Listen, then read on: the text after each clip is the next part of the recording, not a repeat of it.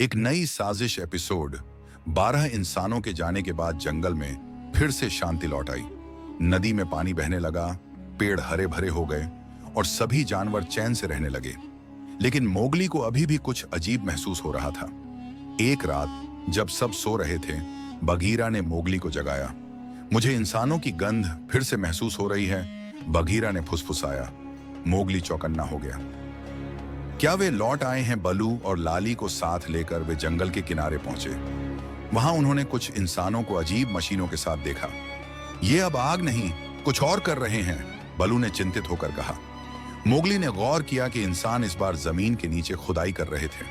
खदान का रहस्य मोगली ने इंसानों को आपस में बात करते सुना।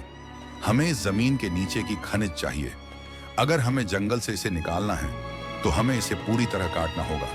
मोगली को समझ आ गया कि यह पहले से भी बड़ा खतरा था। इंसान जंगल को नष्ट करके यहां से खनिज और कीमती धातुएं निकालना चाहते थे।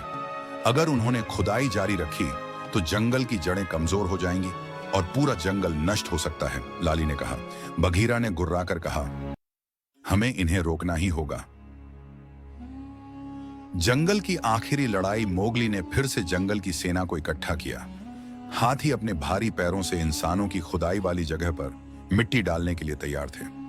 बंदर इंसानों की मशीनों के तार और औजार तोड़ने वाले थे। भेड़िए झाड़ियों में छिपकर हमला करने की योजना बना रहे थे। पक्षी ऊंचाई से इंसानों पर हमला करने के लिए तैयार थे। अगली सुबह जब इंसानों ने खुदाई शुरू की तो जंगल की सेना ने हमला बोल दिया। बंदरों ने मशीनों के तार काट दिए, जिससे वे बंद हो गईं। हाथियों ने खुदाई वाली जगह पर भारी मिट्टी गिरा दी। भेड़ियों ने इंसानों को डराकर खदेड़ दिया।